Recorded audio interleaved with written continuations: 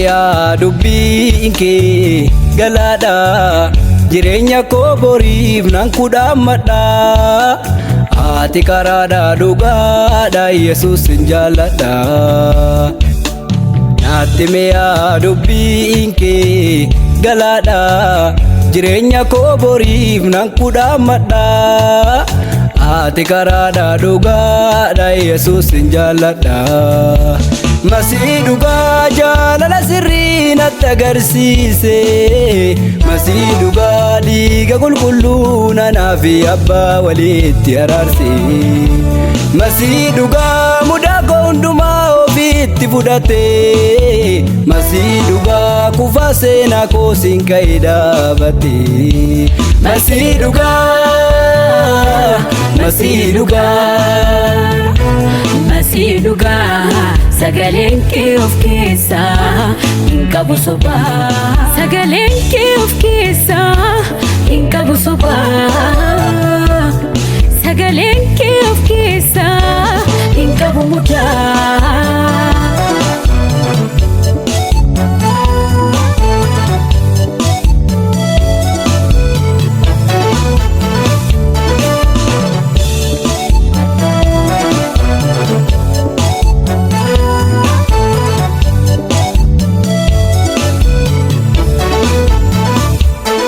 Qabdoof keessaa humna fayyisu addaa akka dammaatitti kan mi'eessu soogidda daddamaddaa qabu kasi argatee homaa nabu harka keetti hundumtuu fayyaa sitti citee hafuunaa wayyaa harka keetti hundumtuu fayyaa sitti citee hafuunaa wayyaa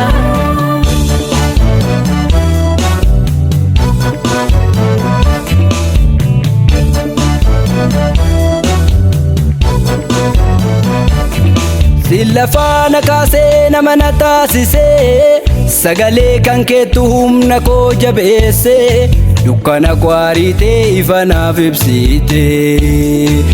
lafaana kaasee nama na taasisee sagalee kan keetu humna koo jabeessee dukkana koo ariitee ifa naaf ibsitee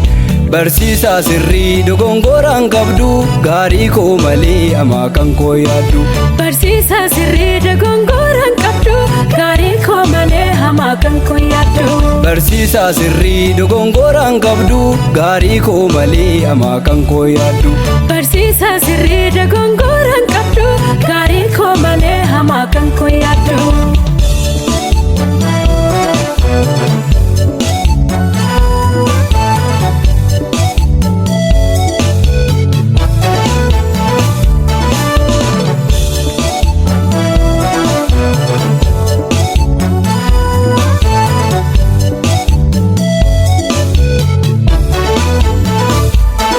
Hundumaaf hangafaa durumayyuu jirta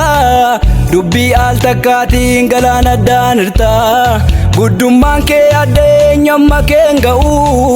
kanaafan si jaallee naaf wayya kee ta'u kanaafan si jaallee naaf wayya kee ta'u